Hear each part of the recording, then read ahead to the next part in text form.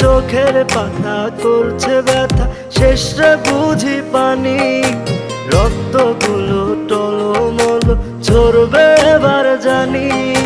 দু চোখ আমার অন্ধ হোক, বন্ধুর পাশে অন্য লোক, কেমন করে দেখবো আমি এমন অবিচার।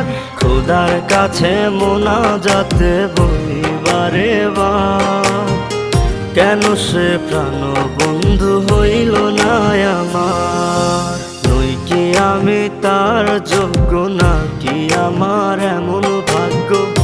এত ব্যথা সইতে আমি পারবো না যে আর।